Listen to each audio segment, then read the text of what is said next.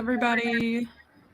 Just as a forewarning, my tea kettle's gonna go off soonish. Okay. I think we can handle that. I randomly sprint away. I'm opening up the last thing. So the last prompt we did, or the last draft we did, was the night before graduation. And I think it's funny because at first I saw night before graduation and um, I thought it was one of my stories where actually that prompt was the countdown. It was about a car collision and stuff. Whereas this, once I read the first line, I realized this is the like detectives questioning a kid situation. Oh. Yeah. But it is episode 55 of our Flash Fiction Live. Not to be confused with Flash Fiction Edit. I guess we're in Flash Fiction Live Edit. Now we're in. I hear your kettle. Yes. And I was trying to share the thing on Instagram. Hi, Kat. Oh yeah, shoot! I never did an Instagram post. Okay, but I was like, why can't I find it? And that would be why. No, it's me. I'm the problem.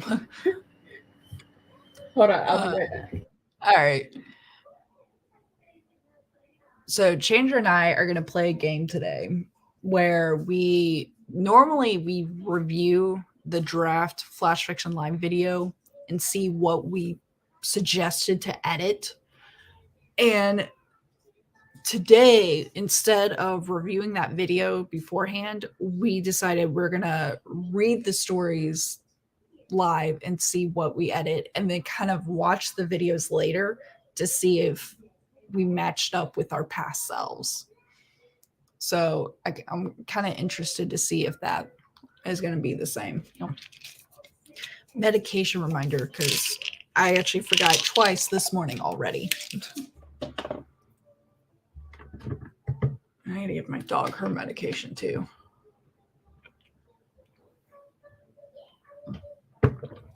There we go. Back to the world. All right. I always try to resave my drafts under a new title or kind of a new title. All I do is take the episode, which is spelled out, and then shorten it, and that goes in a new space. All right. I just got offered verification on my Instagram through the Meta program, and I'm like, are you going to try to start charging like Twitter? Because no. I've had maybe no. It's I'm thinking of Twitch, like the authentication app or something where I get a special code. Yeah. Bravo, Kat. You're better than I. Of course. Yeah. I sometimes forget, but that's why it's at my desk, because I'm always at my desk, whether it's for writing or work. I'm here. This is my space. I'm hoping to get a bigger desk after we move. Huh. It's been a while, so to catch you up, in short, I bought a house and Chandra was sick. Yeah. Oh my god. That's the shorthand. It is. Yeah. It is. But we are doing better now. Yeah. I'm going into debt and Chandra is on recovery. Speaking of recovery, I got these like pain relieving patches, and I'm gonna put one on at some point in time. I'm just really like, this is almost a get ready with me. Like, I've got tea going, I'm getting a pain relieving patch. We're doing great. I do have the timer and everything pulled up. Perfect. Okay. Do you have a Google Doc? I am pulling one as we speak. So the first one we need is for the story that we're reviewing this morning, right? Yeah. Okay. This is one of my long ones. How did I have this much time? I feel like after we'd started doing this for a little while, we got faster. Yeah, I was super fast this day. 831 words. So the story from today, I need to search it. What was the prompt? A night before graduation. It is episode 55. I will say that is one thing I'm pretty good about doing is remembering. Do you have mine, perchance? I do not. Not this time. Uh-oh. So, I have an idea. Hold on. Yeah. What was the date? Oh, God. I don't have that. Hold on. I got an idea. I have 50 and 57.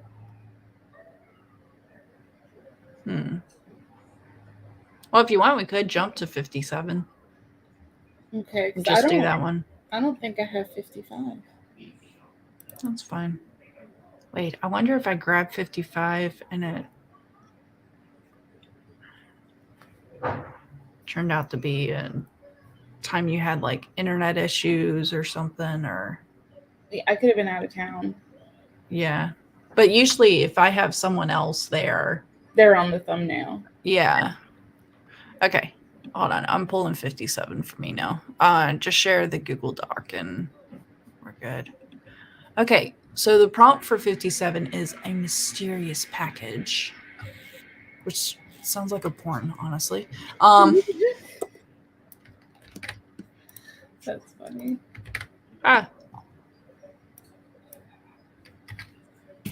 Okay, I am sending it to you now. I got your stories. You do? I have yours too. Yeah, I got for the bonus prompt that we did, and it was the game Telephone. Ooh. Okay, I just sent it to you. Perfect. Okay, I am saving my thing. Hold on. The ice cream truck always goes by at really weird times where I live. When I lived in Germany, the ice cream truck always came about, I think it was like 2:15, which to me is like a perfect time, like not too close to dinner, a good amount of time before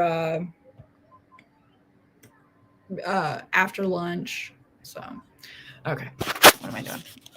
All right, select all, copy. There we go. I was like, why is it not working? Technology does not care for me today. Nah, it's just too early for us to deal with it. I heard the boop and I'm like, who's joining us? And then I remembered, oh no, Chandra's other computer. Me and myself. Yep. Is I not coming? No, I'll have to get another computer before she can join. Join on your cell phone. From now, I will only refer to myself in third and second person. Okay. Oh, that's great. The things that tickle us.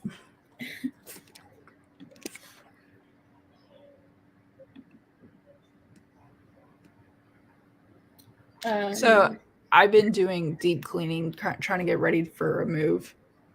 My dog's staring at me. Like, just like, hey.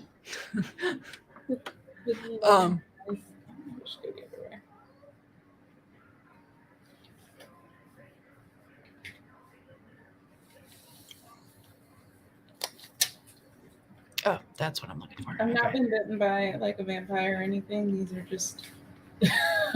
I'm just gonna go ahead and do it. I love that in the movies, and stuff of like Dracula where I forget her name, but the one who actually gets bitten, she always would wear a scarf or like an ascot or something, and like it's like, girl, that's not your fashion. Like, Everybody knows. Or in True Blood when Suki shows up with like a little scarf around her neck and everyone's just like, like, and at that point, vampires were like known, like we know it's a thing. Yeah, you can't just be like, oh, I never wear neck scarves, and today I have decided I'm going to wear a neck scarf.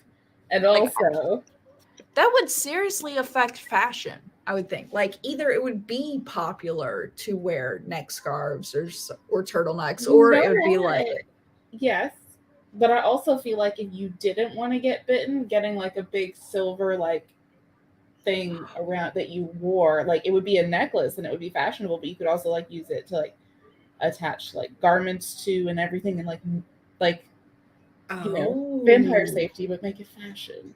And oh my god, do that on your. We're such writers. We can't like not because. But then also, so there was a. I think the movie was called Once Bitten or something like that. But Jim Carrey was in it, like a young Jim Carrey, and if I remember correctly, they would buy like that artery that's right next to the groin, like on the inner thigh, the femoral artery. Yeah, I couldn't remember if that was the right word. But that's how they would like do blood. So you don't have marks on the neck; you have it on the leg, and I just found that interesting as the approach. I don't know. It makes more sense. Yeah, that's the femoral artery. Why do we just know this? Like, oh, are you? I mean, there in our defense, there's so many movies and such where like someone gets shot in the leg and it's like, oh, femoral artery. Yeah, they're gonna bleed out in like 8 minutes. There's nothing we can do. So, okay. I just added mine. I think. Didn't I? Yes, I did. Okay. So, question. I know we used to do this initially when we would read each other's and have that first 10-minute timer. What if we did that, and during that 10-minute timer, we read each other's, we did a switch, and we made notes, like editing notes? Yes. Yeah, like add notes on the side. Okay, perfect. Yeah. We'll do that. Like, and it would be kind of like a 10-minute little wake me up sprint. Yeah. And do you want to share the screen while we do that? Oh, smart thinking. I know it'll only show like what we're specifically looking at, but yeah, it kind of might be fun. And actually I have all right, Betty. What are you trying to connect? The switch? Okay, give me 2 seconds, buddy. Hold on. I got an idea where if I share just this window, my other window, because I got our stream up there, is I wonder if I can set up a timer in the corner so people can still see the timer. Oh. Actually, I'm trying to see if there's any option on the Mac for that. Yeah. Like a countdown or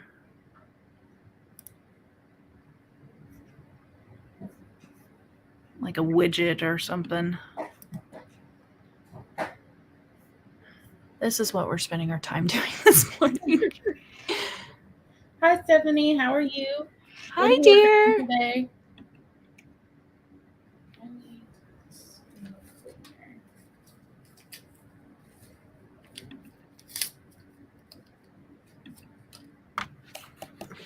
I'm like looking at my screen and there's something in the middle of it.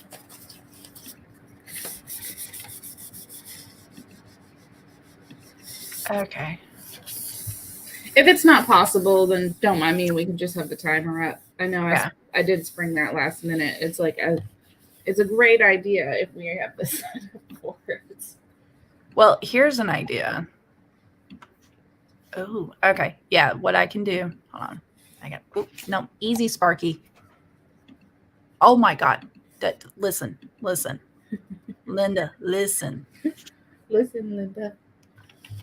All right. I'm setting this up so I can. Oh, Also, good morning, everybody. Hi. Hello. This is what happens when we don't chat much. It's been a minute. All right, I'm about to. Can I make this? Oh, yes, I can. I have the power. Okay.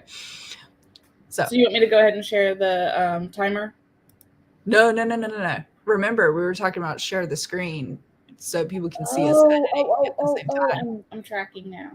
Yeah. So what I'm going to do is I'm going to scroll down to mine at the beginning because I got to help Spencer real quick. Mm-hmm. So people will see you edit. But then when I come back, no, not slides. I'm trying to present and I'm going to share screen, share my whole screen, entire screen of screen 1. There. Nope. What are you doing? Excuse you. Yes, here's my background. Okay. So yep, there we go. Awesome. Yeah. Okay. I felt clever. And then I tried to move this as far to the right because we don't need that countdown as much, but all right. So here's mine and you'll see Chandra adding comments. And then when I come back, there we go. Perfect. And only I can hear the timer sound, I think, but that's fine.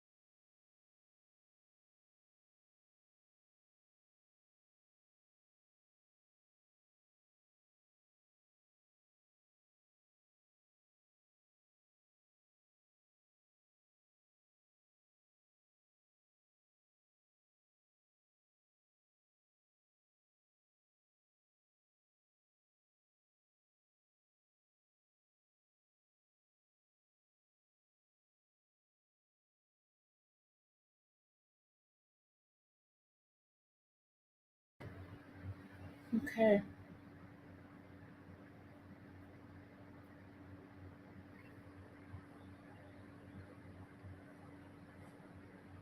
You're on mute.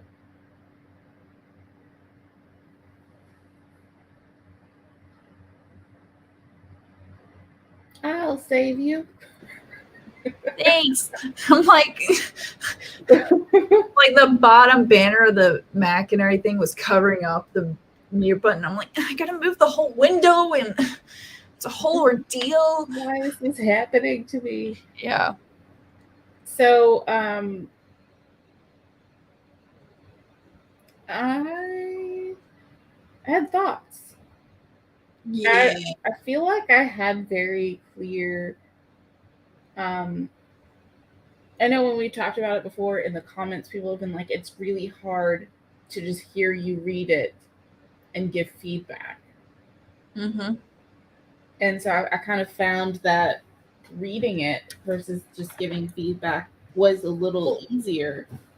Well, and it's more precise feedback when you're able to read it. Like I noticed that too, is that I was able to give like more precise feedback where of making things or giving suggestions of them sounding better. Mm-hmm.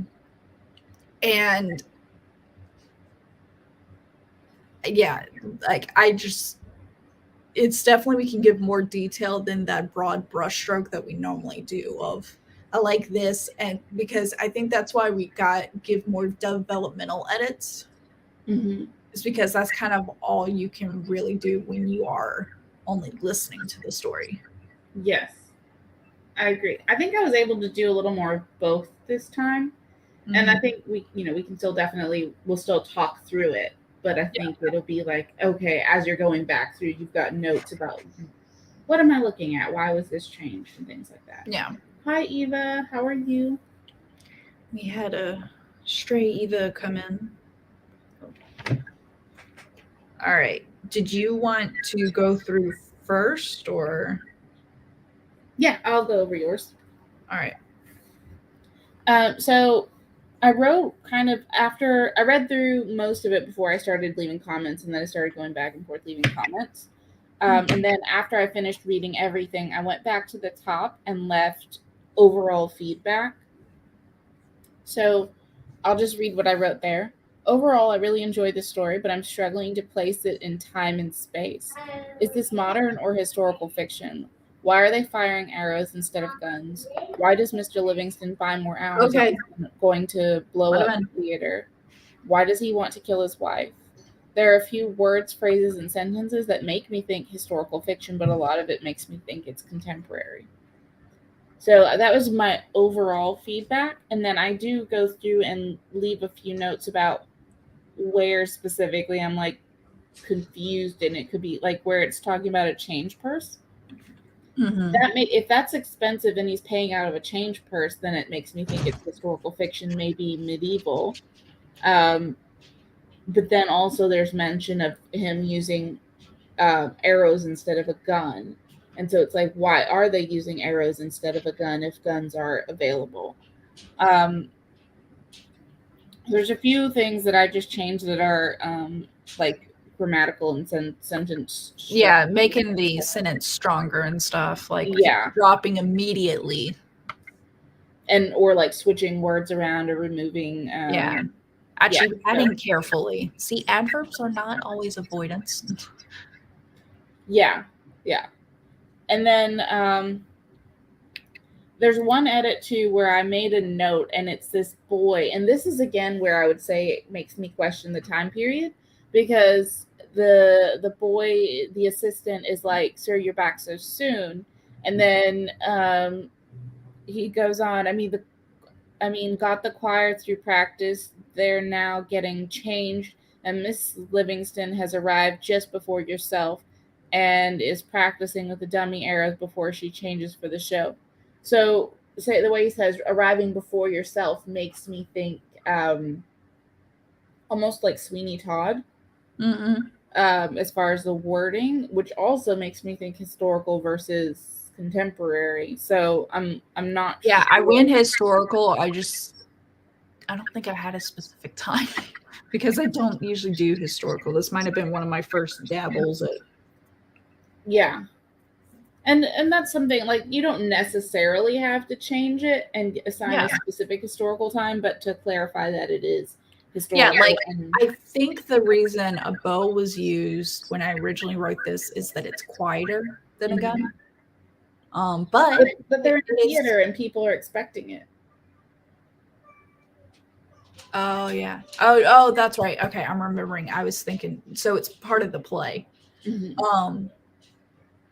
And I think it's probably the setting of the play is more historical than the setting of the story. Mm-hmm. Like further back in history. That's probably so that might be something to clarify. And maybe it's like, oh, you know, something about Guinevere and Lancelot didn't use guns, so it wouldn't do in a play or something like that.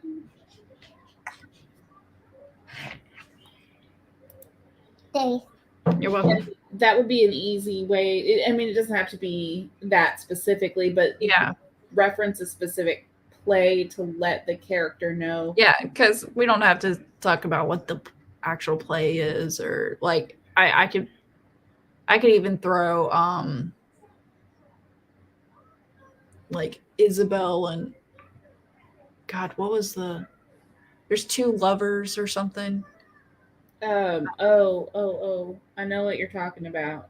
Yeah, it's not as well known as like Romeo and Juliet, but it's but something like that does give you a point of reference, because you know whenever this story is taking place, it's after that was written. Yeah, I like that. So yeah, something like that helps you establish time and place a little bit more. Then near the end, the last two lines are a little repetitive. They kind of echo each other in form, and I was thinking, because like on the stage and on the street, I like that callback to like what's happening in one place and what's happening in the other. But then you say Miss Livingston stood, Mr. Livingston walked, and I was thinking if they're somehow worked together into the same sentence, so that you're like X, Y, A, B. You know what I'm saying? Like where it's like going back and forth in the same sentence versus instead of two separate ones. Mm-hmm. Yeah. Ooh, I got some ideas with that. Okay. So yeah, because it could be like, you know, she fired her arrow, he walked down the street, something like that, where it's a little more mirroring instead of echoing. But that was what I got. Okay. All right. For yours, not much change. It took me a while to realize hey, I could do edits instead of just comments. Oh yeah. So overview, love it. And then it made me laugh when I started reading. I'm like, oh yeah, this is where we both made a theater blow up. One of our, like, where we go the same way. But it was little things for me that like made it less clunky or less odd. Like, so unasked for box versus unsolicited. I decided I offered up unsolicited as a suggestion. And then to help pull the reader in for performer, the person with the silk ropes and stuff, actually giving her name, Cameron Delacroix. You know, like that pulls us in. And especially you could say the budding, I didn't add this comment in, but the budding triple threat. They were like, oh, this person's up and coming. They're going to be important. They're something like, maybe.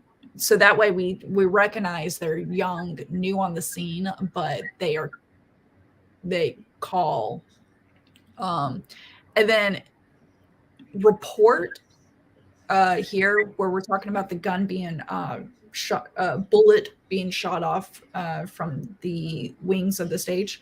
The report kind of pulls you away, makes it seem like past tense, like a police report or something like that. So that's why I offered up bang. And then to help lengthen the time. Instead of everything went quiet and people weren't sure if it was all part of the act or something else. That was all one sentence. I decided to break it up, Mm-hmm. and that to me lengthens the time and creates the suspense of. So it comes in of like, it struck the package of the left of the stage. Quiet. People weren't sure if it was part of the act or something else. I didn't like all for some reason that pulled me out. Just personal preference there. Um, I did ask here the line of a dust mote of paper drifted by, flames lapping up at the brown paper edges, churning them black.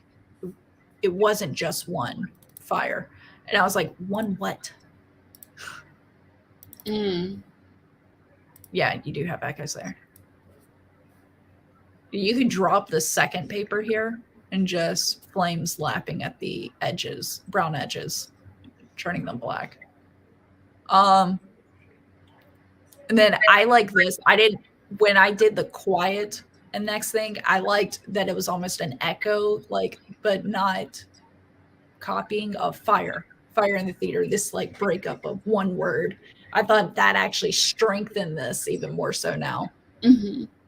And then I didn't like the main pathway that led to the stage, so I changed it, offered up the lone center aisle that led to the stage. Like, and you said led in, but I said to the stage, and then that way we can kind of picture it. It at first I didn't like the wheelchairs being jammed and barricading the door and how did no one notice, but then I realized by you saying how no one noticed, like that line of how no one noticed, did no one notice, saved it, like because it's asking the question that me the reader is already asking, and that lets me know it's on purpose. This was not missed type thing. So if it was just there and I was asking and you didn't bring it up, then I'm like, okay, maybe it's one of those like first draft issues. But by I like throwing in the question. It kind of gives me an idea to show when something's on purpose. Mm-hmm. All right. This I decided to just break up a little bit, where it used to be one sentence of this man stood in the back of the room watching the chaos. I decided to give the next sentence, make it a next sentence of he didn't move or speak or try to run. Like, I don't know. It just, I felt less rushed, I guess, by making them two separate sentences. Mm-hmm. And then ever so, I know that it's where we're talking about historical. Ever so is a very good semblance of time period. Mm-hmm. But it also took me away. But maybe that's just my cling to contemporary. But still, I thought it was still good. Like even just the like cinematic brava, and then just the Sloan clap in the background. It's just very cinematic, and I loved it. So just a few things that I feel would help pull the reader in more. That was really all I was offering up here. I like it. Yay. All right. Did we want to edit? Yeah, I think maybe. Do you want to do another 20 minutes to edit? Yeah, we can. One moment. Now, I don't mind putting it on the screen and sharing again. Exit full screen. Let me grab my trusty clock timer.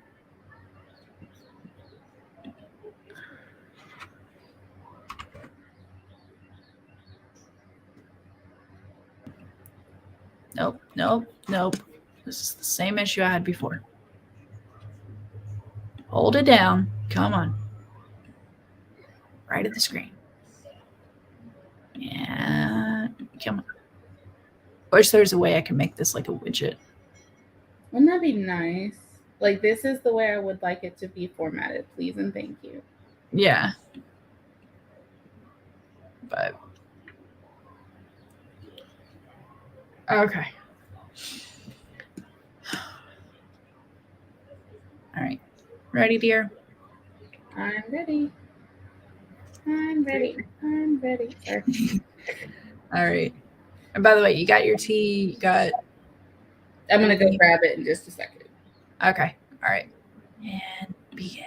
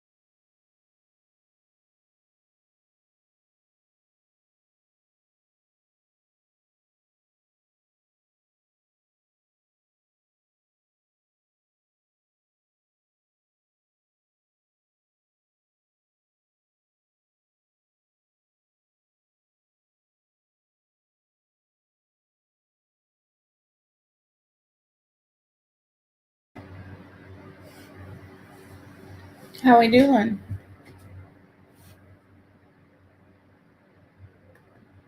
I just unmuted you. Wait, hold on. It's fine. I just unmuted myself.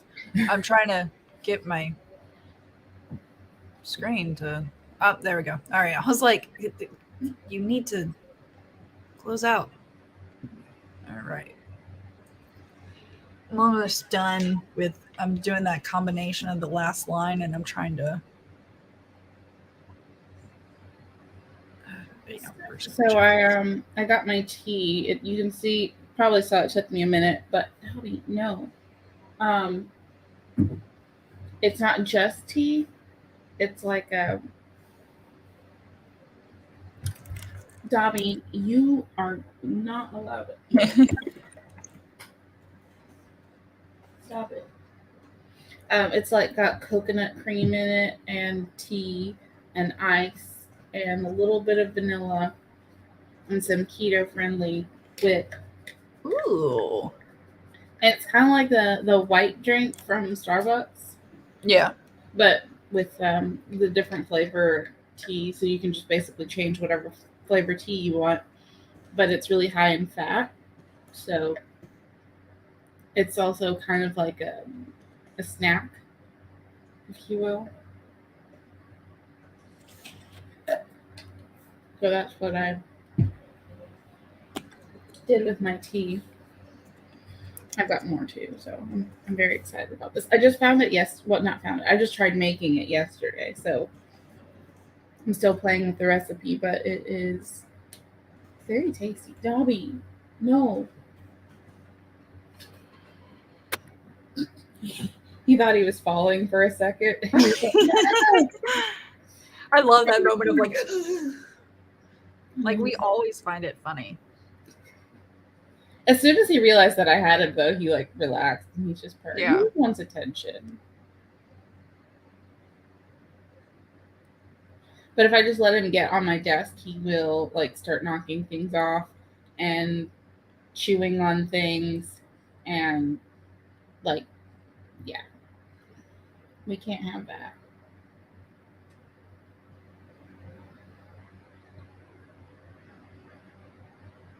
My new word of the day, Dobby or not. New word of the day. What? Knocked. Knocked. Mm-hmm. Oops, sorry, that was probably thank loud. you. Is that the right one? Because I was talking about knocking an arrow. Like, isn't it? Yeah. Yes. Oh, yay! I've never seen it before. I just assumed. I was like, I hope it's not with a K.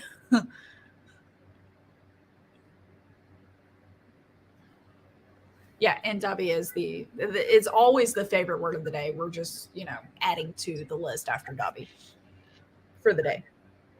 I'm trying to figure out how to finish it. Let me scroll down and take a look. Also, yeah. I just found a new way of rubbing his chin, and he's living for it. Like, it's kind of rubbing his throat and his chin, and it seems really aggressive, but he's like, yes, give it to me. Oh.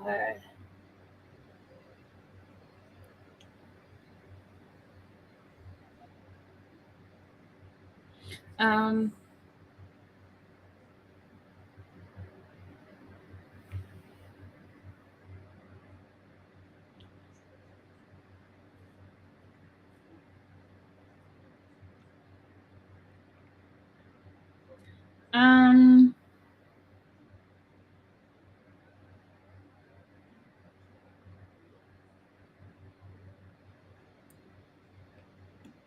you have Mr. Livingston in that sentence twice. I don't think you need to tell us that Mr. Livingston purchased the arrow there because we were with him when he did that.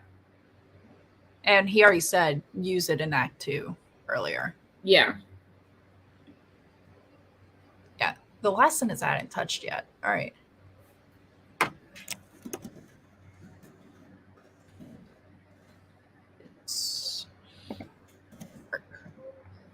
So, what about this? This would actually make you go back a little bit more. Mm-hmm. What if we're following? Okay, so Mrs. Livingston knocked the arrow, and then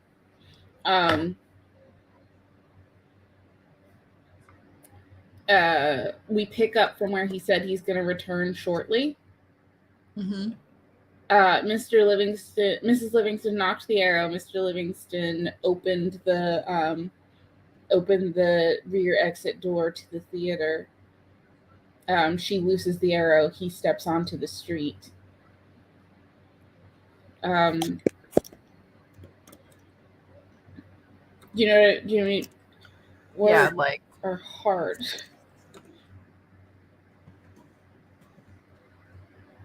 Oh, Eva said I only just realized there was a Miss and Mr. Mrs. and Mr. yeah, that would be annoying. Flames erupted. Flames spread.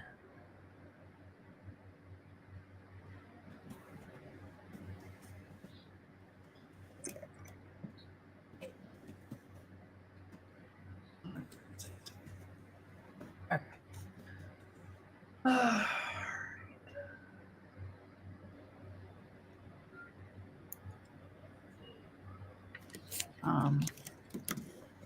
I wonder what it is about orange cats that makes them predisposed to be so flipping needy. I had one cat named Peaches. He was a needy. Did you But hear that? What was that? There was a bang or an explosion. I really don't know what it was, but it was Like a sonic boom almost. yeah, it was quite Yeah. loud.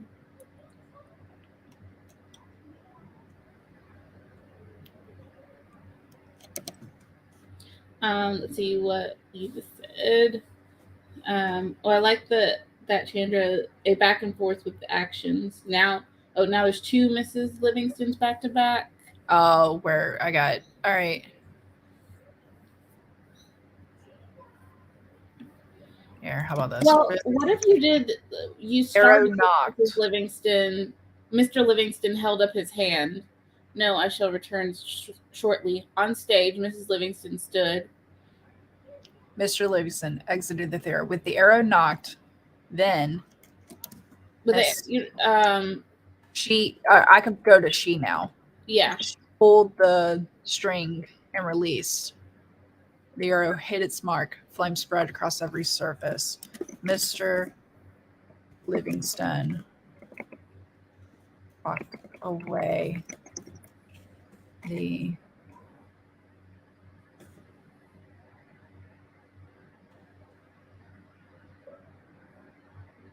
From the theater. Maybe he walked down the street or the alley. Is it dark? Is it light? Is it? Yeah, it walked. I'm trying to put him down, and he's like pressing all of his feet out, so I can't. Cuddles. You are a rotten little mess. On the stage, Miss Livingston stood. Mr. Livingston exited the theater. With the arrow knocked, she pulled the tension on the string and release. Oh, wait. I like this, like, back and forth. Hold on. And then... Sorry. I was trying to keep cat hair out of my drink, so I just had to drink it, you know? Let's look.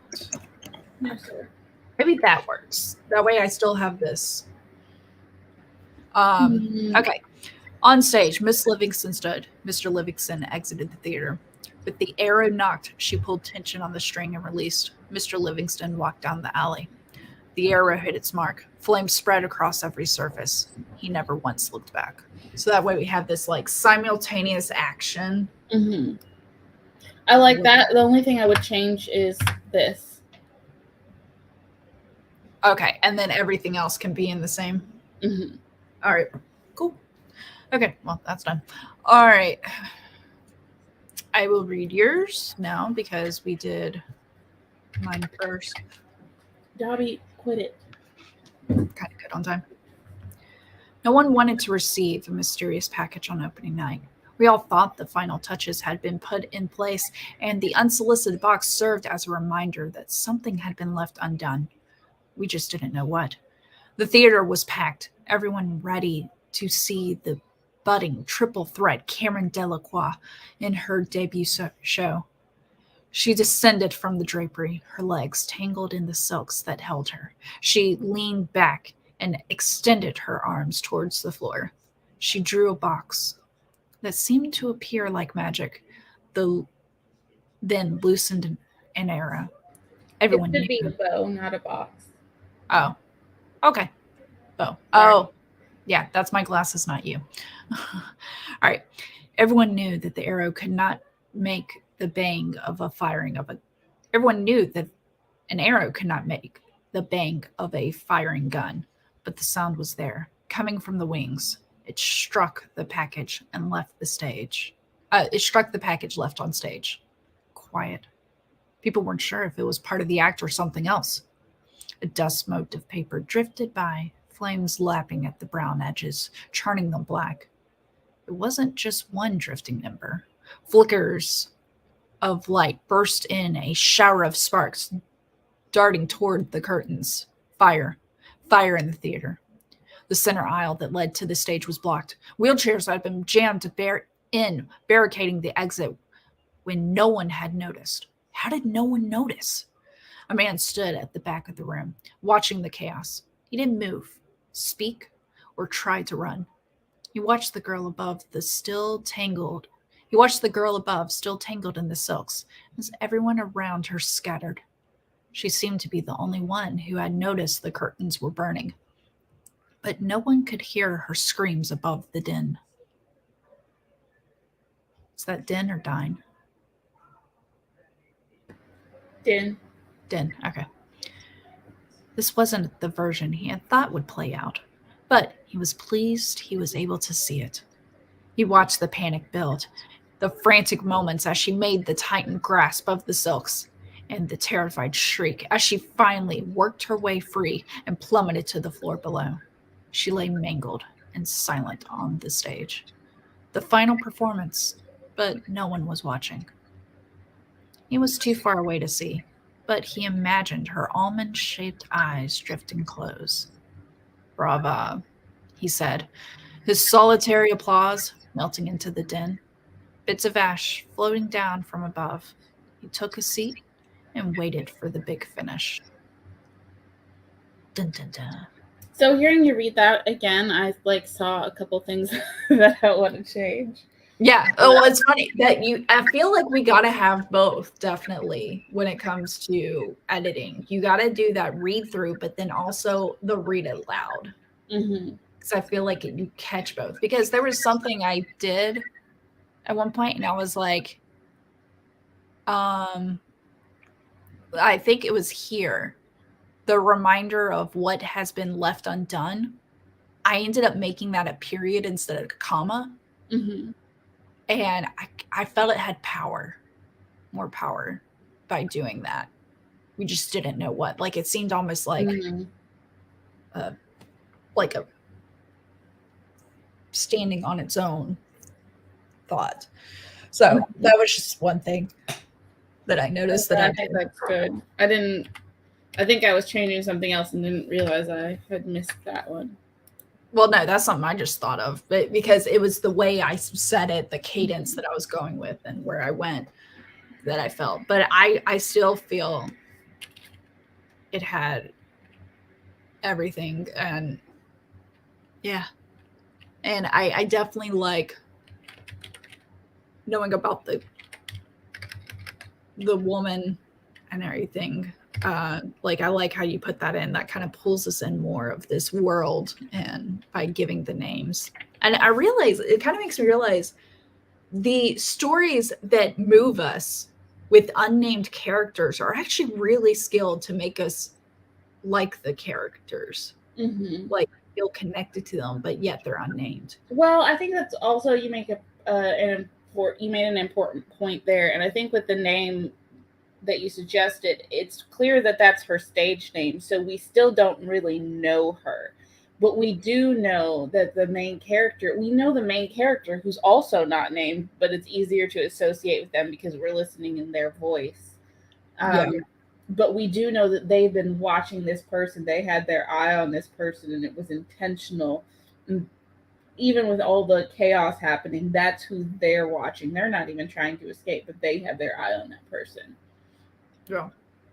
And by the way, I don't even know if that's the correct spelling of Delacroix. I don't. It doesn't really matter because that's how our names. Yeah. Okay, let me read yours because we're running on time. Yeah. Yeah.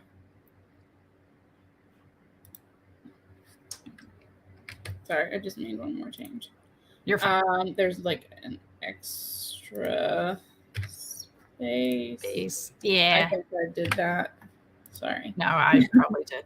So, all right. Oh, I figured out what one of the words, well, two of the words are. What? Arrow and almond. Yes. Okay, here we go. A mysterious package. What? That is triple the price it was last week, the man said to the storekeeper. Inflation, the storekeeper said with a shrug as she removed the arrow from the counter. The man placed his hand over hers. I didn't say I wouldn't buy it. We need this. I'll go ahead and buy 3 more in case you decide to jack up the price again, he said as he pulled more money from his change purse. After snatching his 4 hours, 4 hours, wow.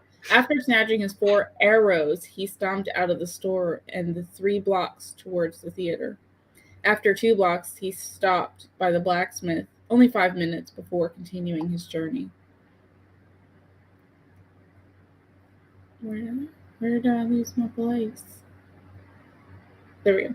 Walking through the back entrance, he stepped carefully through the narrow pathway so as not to mangle himself in the ropes and chains for the curtains and catwalk. Ernest, he called out as he walked into the dressing room labeled director. A young boy stood up promptly from behind the desk he'd been sitting at. Sir, you're back so soon.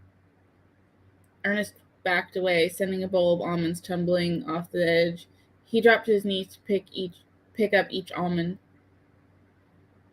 while giving his boss the updates. I mean, the choir has completed their practice. They're getting changed, and Mrs. Livingston has arrived just before yourself. She is practicing with the dummy arrows before she changes for the show. Also, the latest script version is on your desk, adding the shot for Act 2. Ernest stood up and placed the bowl back on the edge of the desk, but a little further from the edge. That's all great, the director said, waving his hand as he took his seat behind the desk. Take these arrows to Mrs. Livingston. Tell her not to shoot these particular ones until Act 2. That way it will look like she's improving. I also don't want them bent before then. Treat them gently until then. Ernest said, Yes, sir, with a curt nod. With the bowl of almonds in hand, he turned to the door. And Ernest, please throw the almonds away. I don't wish to consume any now, the director called out. Ernest's head bobbed once before he disappeared into the hallway. The show began, as it had every night for the past month, a packed audience looking forward to a live firing of an arrow, as if no one in the audience had seen a bullet being fired from a gun, which would be more exciting in the director's opinion. But there was no gun in the times of Tristan and how do you say her name? Isolde. That one. Yeah. Isabel. It's pronounced Isabel? No, I just decided it's like when you read a fantasy book, you're like, and John. 15 minutes after the curtain rose for Act 2, the director stood from his box and pulled back the drapery to exit. Do you need assistance, Mr. Livingston? Ernest asked, raising himself from the chair. Mr. Livingston held up his hand. No, I'll return shortly. On stage, Mrs. Livingston stood. Mr. Livingston exited the theater. With the arrow knocked, she pulled tension on the string and released. Mr. Livingston walked down the alley. The arrow hit its mark. Flames spread across every surface. He never once looked back. I like it. I think the changes strengthen and clarify a lot. Over every surface, I like what Eva had here. Over every surface, comma, the vibrant colors. Oh, ooh, wait. Surface. Actually, I'm going to throw it here. Is back illuminated by the buildings. What's another word for flames? I could say illuminate by the burning building. Oh, there we go. Let's keep it simple. By the burning building. I like that imagery. So just out of curiosity, did you catch my developmental edit here? So up here, Ernest puts the almonds back on the desk further from the edge. Mm-hmm. And down here, he has it in his hands. I did notice that. I didn't take it as a jump, though, because Mr. Livingston instructed him to take the almonds. Yeah, but he didn't instruct him. Until after that line.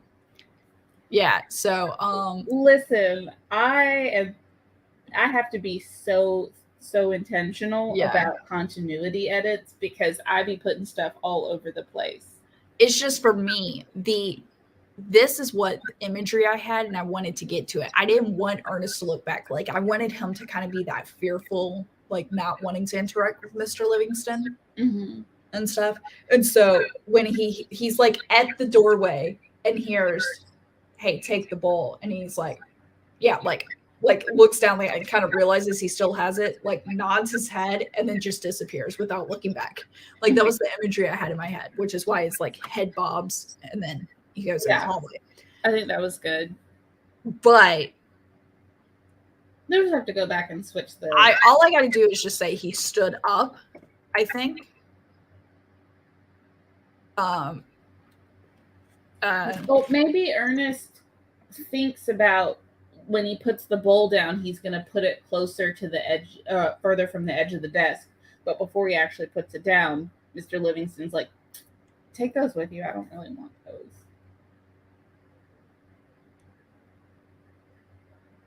Actually, I could expand this scene a little bit because so the next line is like maybe he starts to put the bowl down. But as he's doing it, that's when Mr. Livingston is like, hey, take these arrows. Here's the reason why and stuff like that. And so he kind of grabs the arrow. So I'm imagining like a encumbered situation where he doesn't really know what to do. Oh, yeah. He's got like an armload of arrows that he can't bend and he has to watch carefully. And then he's like, also take the almonds. And he's like, oh, yeah. Because he doesn't want to like interact as much as possible. But I could work that area there to make it more interaction and kind of give a little bit of comic relief or a little bit of interaction between these two characters of like someone who's very submissive or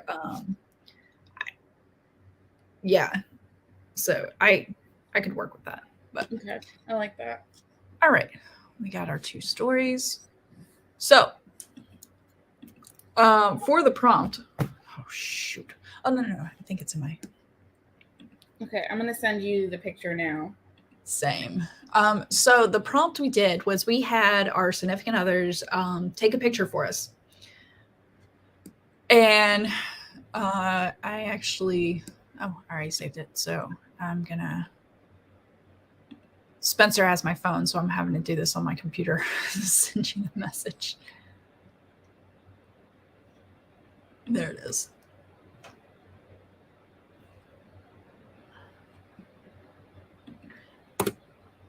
So Alex took a picture, and it sucks because both of our significant others know we like do this for prompts and stuff. So Alex tried to be interesting, but honestly, by trying to be interesting, he made it difficult for me. Which we're switching now, right? Yeah. Okay. I just sent you. Like, yeah. Like, if honestly, I wish so for anyone who needs to know, like we'll throw the pictures in the prompt or whatever. But my picture is of a doorknob, but it's a doorknob looking at it from an adult's point of view, like looking down on it. And I'm like, I wish this was like underneath, like looking up as a child, because I could write that. My dad sent me this. What the hell? No, that's not your dad didn't send you that. That's my friend Chandra. Oh. That's my prompt. That's actually interesting. I could like I'm like, what am I at first? So it scared me. So Chandra sent me what looks like a broken shingle on a roof situation. And because Spencer had my phone, he came and was like, my dad sent me this. And so at first, without looking at the name, I took Spencer at his word, who can't read, by the way. And I see the picture and I'm like, oh my God, the house we just bought has a, has a shingle. Nope, we're good. All right. I just like let's make it interesting.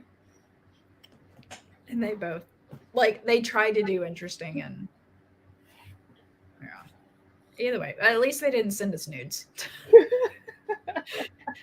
Can't really. Well, we could write to that, just we would not be able to put that on screen. yeah, we would not be able to share the pictures. You just have to trust us. Just go with what you got. Yeah. So all right, let me share the timer. Okay, did we want to go off the same Word or Google Doc or a different one? Okay. No, I have a doc. Hold on.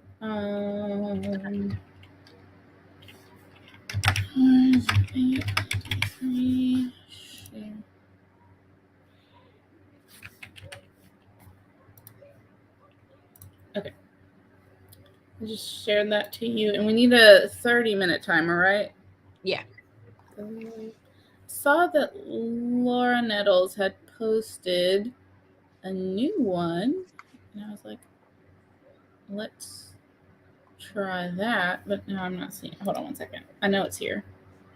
I just saw it. By the way, I totally love the word knocked. Be like, I remember that in like some of the shows, but what I most strongly remember the woman down. Okay, we've got a 30-minute rain timer is what I'd like to use. I'm gonna go ahead and share this.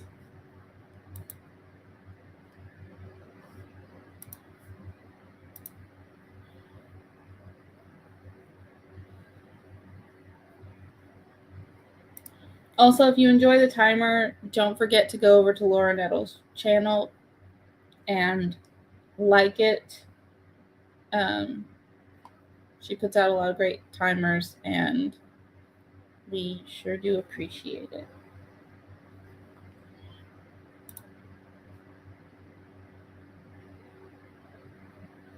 So,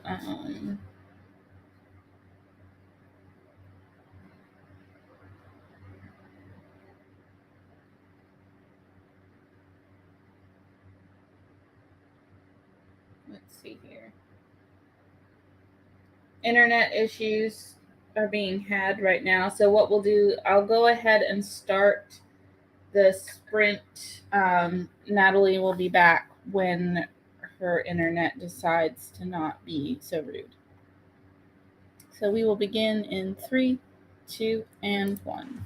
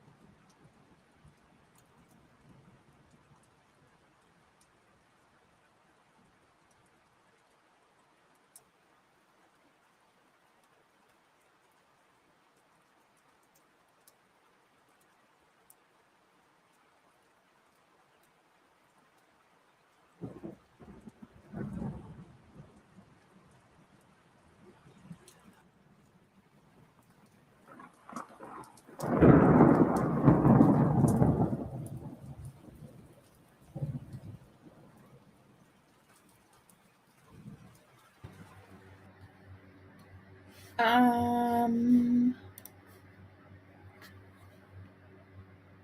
really sorry. I ran out of time at 735 words. You wrote a lot. Yeah, I'm not even close. Like I started at like 26 minutes and then I was like thinking what I wanted to do and stuff. And then finally it came to me and I'm in like the last bit of I it. have a bit more I can write, and it's dark and disturbing. But I think it's okay. from I'll what I have was such able to write down, I Yeah. feel that the general Do you want to put in like a little like, and this is where it's gonna go no, line? And I don't. I'd rather just leave everyone in suspense. On there. Yeah.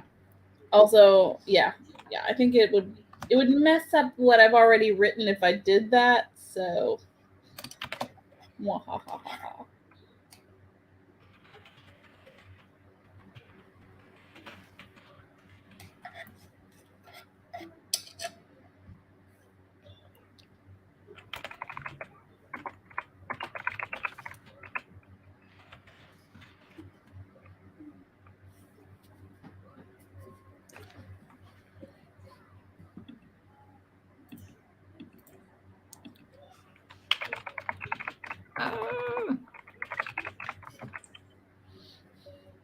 Just getting that last little bit down.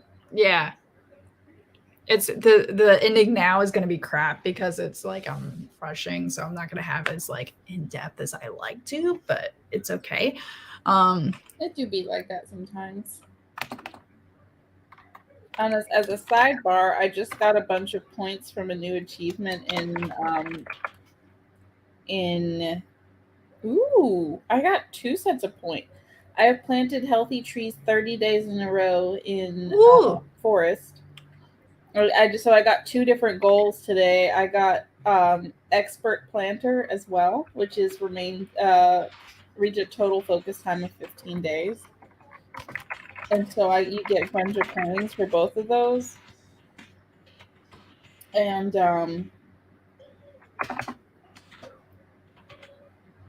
yeah, so now I get to buy some new trees.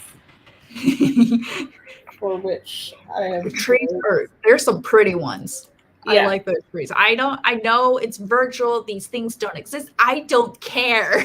You can use the coins to buy like real trees though in the real world too when you get enough. Oh, nice. So, yeah, they're not all virtual.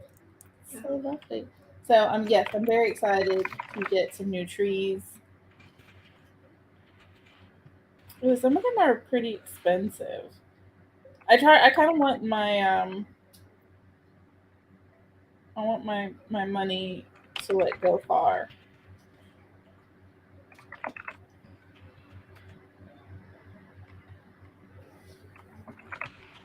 Let me see.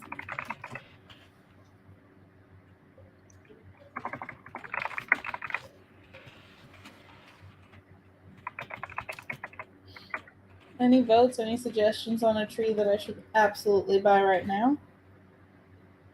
I don't know the names of the trees. Ooh, they have this celestial tree. I really like that one too. Yeah, I always go for like the shimmer, shiny, like glow almost. Celestial is one, anything like that. One of the ones I wanted, it doesn't sound like they have. Oh, okay, the wishing tree. That's the one that I want. Oh, that's a good one. That one might cost. Isn't it a well? Kind of. Or is that the one with like the kind of? It's the pastel one. Blue. Oh, yeah, okay. The blue pastel. Yeah.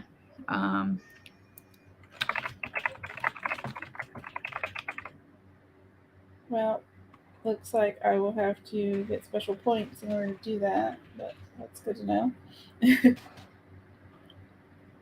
There's another one that I want, though. I'm going to go get that one. I'm going to get the celestial tree. Da-da-da-da.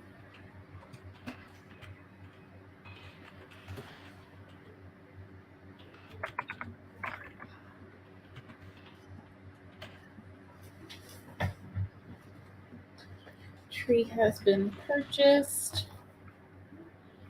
for some reason in my head, I heard you say tree husband purchased. And I'm like, what? What is a tree husband?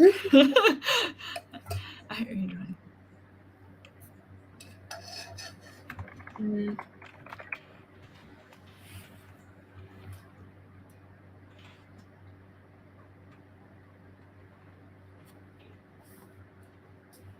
I haven't done anything for Nano, and I don't know that I will. If I do, maybe like the last week of Nano, because I need to finish the edits that I've been working on, and I've been so busy that I haven't gotten as much done as I would like to have. Well, I say that, but the last chapter I finished editing was a really, really long chapter.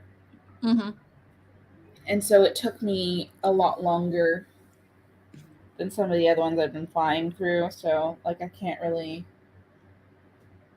say that I didn't get as much done if I've been counting by chapters, and that chapter was as long as like 3 chapters. It's a really long chapter. I probably should break it up, but I'm not going to make that decision right now, because I'm not sure where I would break it up. So I just posted the thing. I'm about to add the picture. Okay. Even though I almost want the picture to be at the end, but it's fine. And I'm going to add the picture on yours too. Okay. Then if you want, you can read mine. Mm-hmm. I'll share the screen real quick. Because I know I took... Oh, no. I'm going to read Natalie's story. I think I can share my screen. Hold on one second.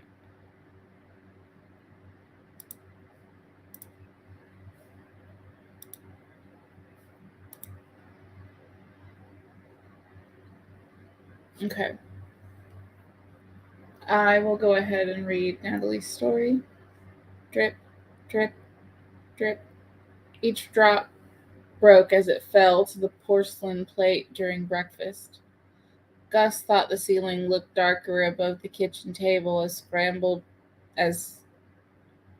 he scrambled some eggs, but I had pushed it from his mind until he got his first cup of coffee. With a sigh, he slid his plate over and placed his empty orange juice glass beneath the budding residential waterfall. Gus wiped his face and placed his napkin on the almost clean plate. His wooden chair scratched across the floor as he stood. The attic hatch was in the hallway ceiling. The hook stick was just leaning next to his bedroom door frame. No need to hide objects when you live alone. Pulling the door down and unfolding the wooden ladder, Gus ascended to investigate the source of his H2O invasion. Drip, plop, drip, plop, drip, plop.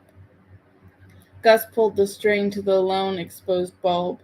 The attic puddle above his kitchen couldn't hold any longer, but now the roof needed to be questioned. Turning off the attic light and descending the ladder, Gus closed the attic and made his way to his garage. He put a few nails and watertight tape in his pocket before he hooked the head of the hammer in his empty belt loop of his jean overalls. Then he pulled out his tall ladder. A smart man knows there's a leak. A wise man ensures he only has to climb to the roof once. The ladder end bounced twice before settling under the eave of the gable. Something small scurried across the roof. Damn squirrels.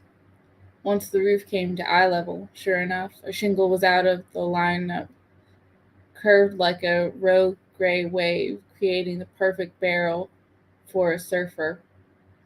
Gus shook his head. Those were days long gone. Placing a few nails between his lips, Gus grabbed the edge of the shingle to place it back. A disheveled fur ball appeared beneath the shingle.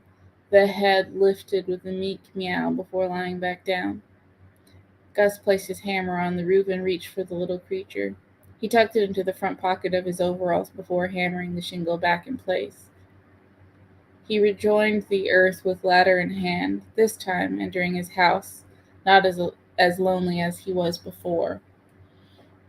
Oh, that is so sweet. I really like that. That is so sweet. So Natalie got 392 words, and she did a lot with those words. Let me just say. I was not expecting I'm guessing it's a kitten. And I'm going to make a few suggestions.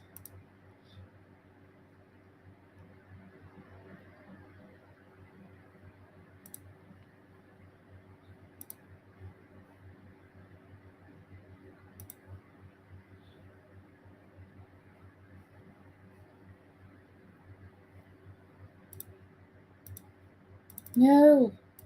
Why is it like this?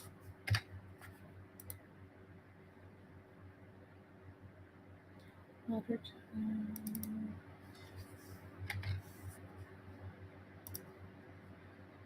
don't know why it made it so complicated. It didn't need to be that complicated.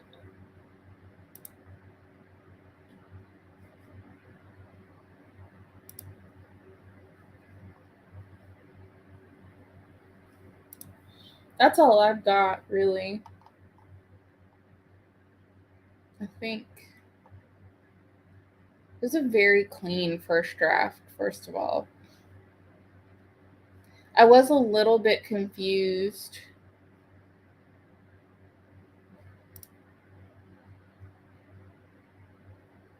Here, I think it should be he. So Gus thought the ceiling looked darker above the kitchen table as he scrambled some eggs, but he had pushed it from his mind until... Oh, okay, so here's what I would do. Gus thought the ceiling looked darker above the kitchen table as he scrambled some eggs, but had pushed it from his mind until he got his first cup of coffee. With a sigh, he slid his plate over and placed his empty orange juice glass beneath the budding residential waterfall. I think that's a fabulous sentence.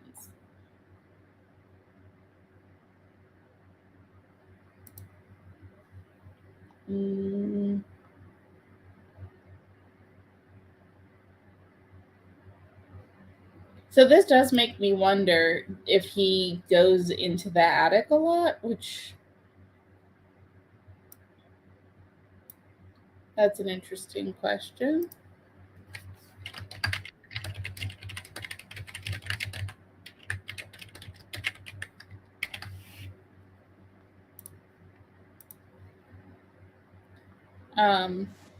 And I'm curious what the plop is here.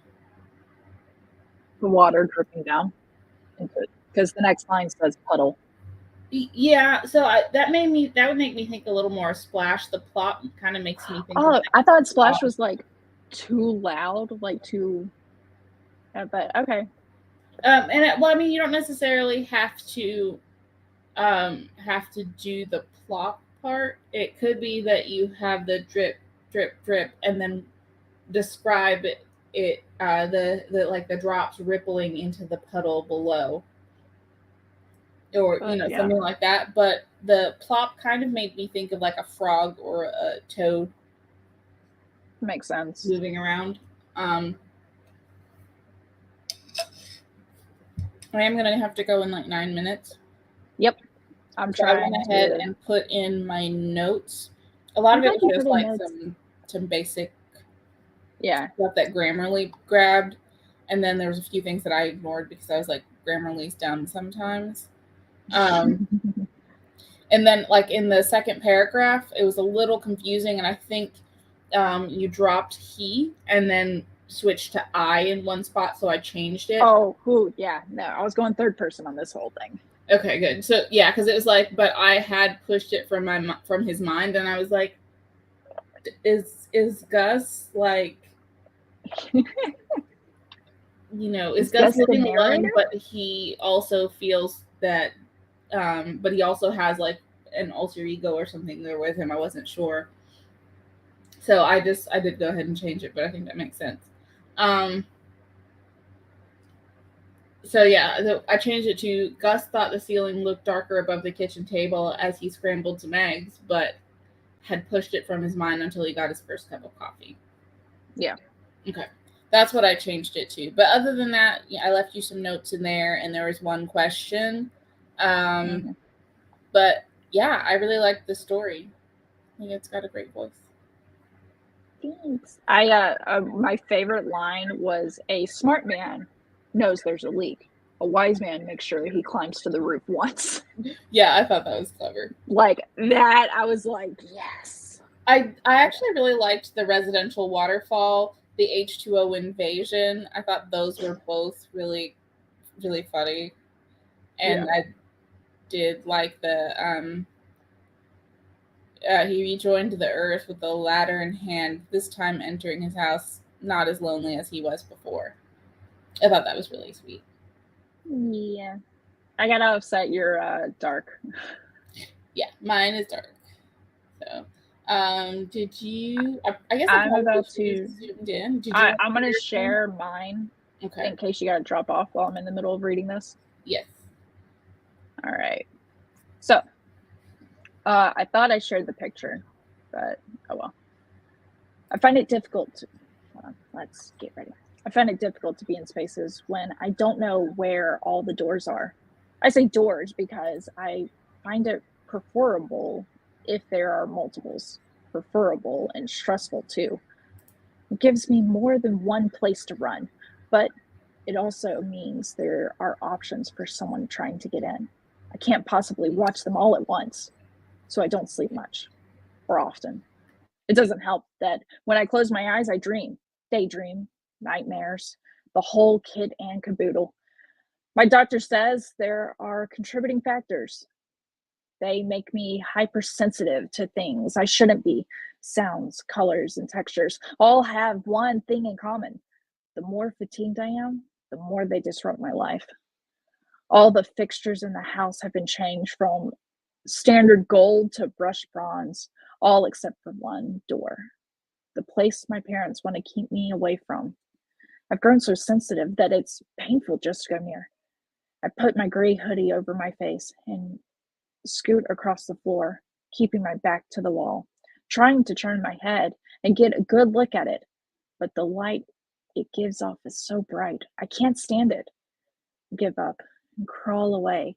When I hear them pull up in the driveway, they open the garage and I scurry back to the basement, down to the steep stairs. I don't want them to know that I've been up there again. They know why I linger in the hall. Mother gives me my medication, but I still complain about the sounds I hear, usually at night. It often sounds like someone crying. Sometimes the rats chewing on wires, and other times there's bumping and banging on the walls. Once I thought I heard music. Father gave me extra medicine that night. I slept. That frightened me even more. Now I don't take my medicine. Not if I can help it. I stashed it away. I think someday I might take it all at once. I wonder what would happen, but I'm too scared to ask. I'm not so worried about what my parents would say, but I do think about my doctors. They have been kind to me. I think this time I'll try something new. I know I'll have to be quiet. When it gets dark, I'll sneak up the stairs. My parents should be sleeping, but I listen quietly to be sure they are. It's hard for me to trust myself and believe my own senses because they have been so flawed. This time, though, I'm sure I hear the sound. My parents are sleeping. I'm certain, but I hear the telltale scratching sound, like rats in the wall. I move down the hallway, scooting along like I always do.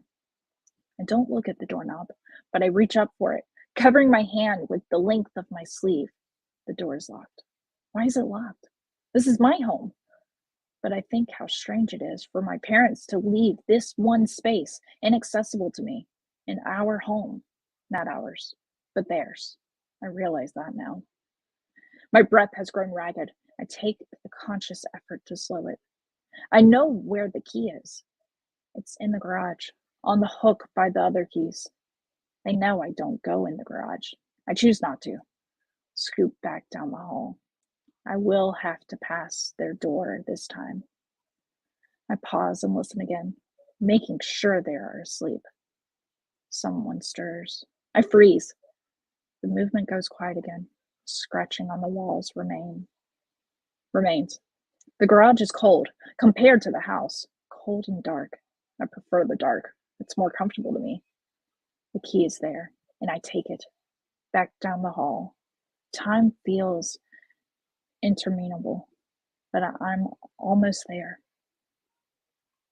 I make more noise than I meant to, trying to fit the key in the lock. Door swings away from me, opening into a long hall, each lined with doors. I don't look directly at them, but in my periphery, I can see their knobs are all gold.